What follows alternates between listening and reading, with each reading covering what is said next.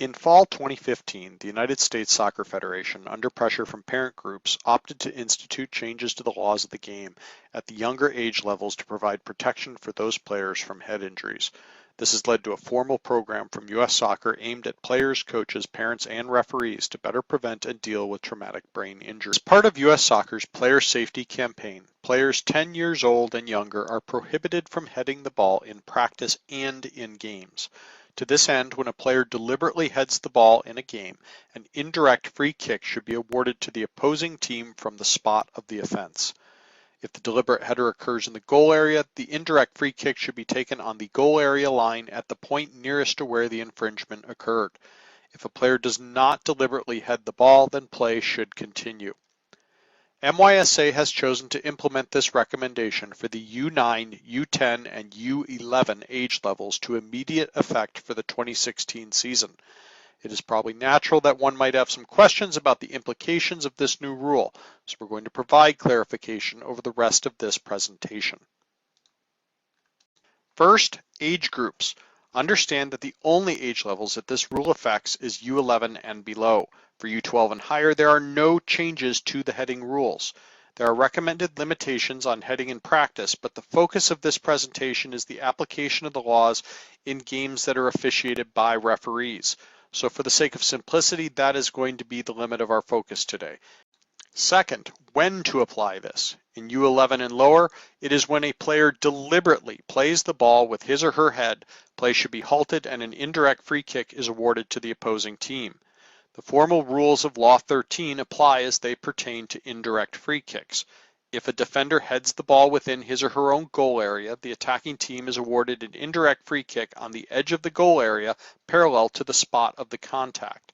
In all other cases, the indirect free kick is awarded at the location where the player headed the ball.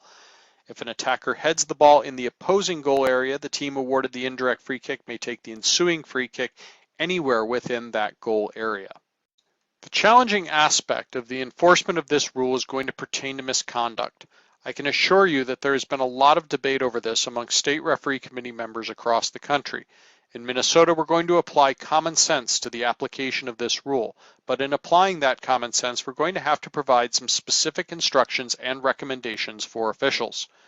For example, let's say that in a U10 game, a team launches a shot on goal and a non-goalkeeper defender standing on his or her goal line jumps up and heads the ball off the goal line.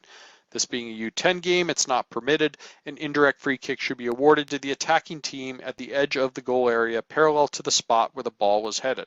That part is fairly simple.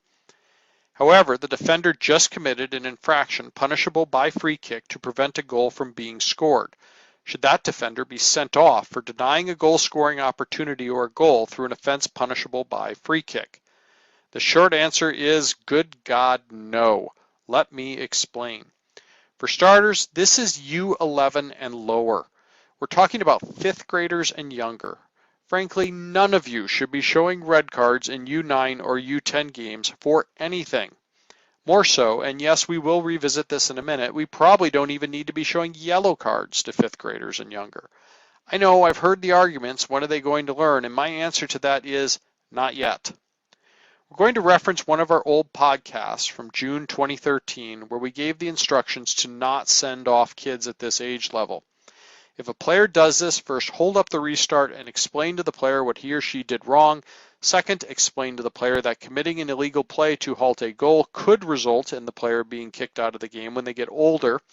And third, go explain this to the player's coach and remind the coach that heading is not permitted at this age level, and remind the coach that committing an offense punishable by free kick to prevent a goal or goal scoring opportunity could result in the player being kicked out.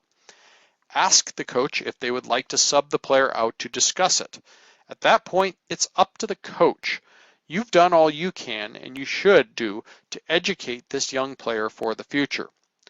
I hate to go off on tangents, but inevitably this discussion follows with, well, what if the player is committing serious foul play or violent conduct? You still don't want us to show a red card? Briefly, I would prefer that you don't.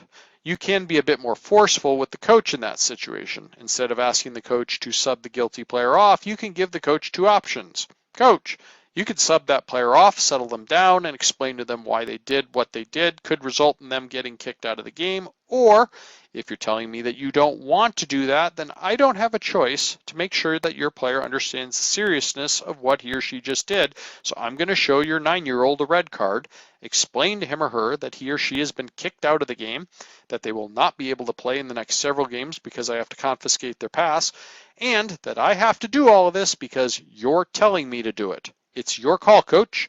Do you want to have that discussion with this kid's parents? In U11, you can and should use cards when appropriate, but we will explicitly say here that cards should not be used for heading offenses. Because we have league play and standings in U11, you should use misconduct to manage games.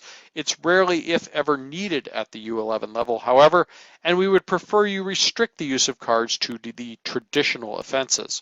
As for heading offenses in U11, we advocate that cards should never be used in conjunction with a heading offense. It's pretty simple to extend this to a caution situation, but we're going to do it anyway here for the sake of understanding. What if one team or one player on one team keeps heading the ball over and over again after you've told them that they can't and have called an infraction every time? Isn't that persistent infringement? Well, technically, yes. But again, we're trying very hard to avoid showing cards to fourth graders and younger. So maybe after the third time it happens, we're going to drag the player over to the coach, and we're going to ask the coach politely to substitute the player off and explain to the player that they cannot continue to infringe on the rules. We're also going to explain to the coach that if he or she can't get the player to stop doing this, then you will be forced to resort to more serious formal consequences for players that continue to infringe on the rules, and that you really don't want to do this at this age level. But give the coach a chance to coach. If the coach doesn't want to help you, then you probably have no choice. Next time it happens, give a yellow card for persistent infringement, even to that third or fourth grader. But you don't do this until you've given the coach at this age level a chance to correct the behavior themselves. Please understand that while we would like every referee, parent, player, and coach to understand this extremely significant rule change, some just aren't going to be aware of it.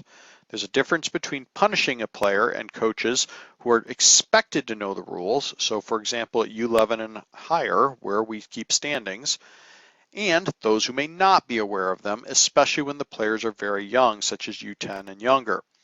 At most U10 and below age levels in MYSA, standings aren't kept, and teams receive participation medals for tournament games instead of first or second place trophies. We want you to work with the coaches at these age levels to enforce the rules, not against the coaches. Give the coaches a chance to correct mistakes. Don't be looking for an opportunity to flash a card in a 9-year-old's face. Instead, make sure that you do everything you possibly can before you have to resort to this. One final situation has been brought up with regards to this rule, that of advantage. Can advantage be played off a deliberate header at U11 and below? It is our recommendation that the only time advantage be applied to this is when the ball ends up in the goal prior to the referee being able to blow the whistle within 1 or 2 seconds after the offense. If a player attempts to prevent the ball from entering the goal with a header and fails, count the goal, explain to the player what they tried to do is not allowed. If a ball is headed and the opposing team immediately kicks the ball into the goal off the header before you have a chance to call the header, allow the goal. But at all other times, kill the play with a whistle and call the indirect free kick. The spirit of this new rule is to protect young players from injury. If a U11 or lower player goes down with a broken leg, but his or her team has an opportunity to score, we don't play advantage in that situation because the health of the player trumps everything. This rule has been implemented to protect the health of the players. Therefore, if a U11 or younger player heads the ball, you should make the call if you can in order to reinforce the rule that players at this age level are not allowed to head the ball. Routinely playing advantage in this situation will send a message that we might ignore it if the other team would somehow benefit from the header. And that's not the message that U.S. Soccer is trying to send here. They want to stop young players from heading the ball. This message is delivered most effectively if it is called every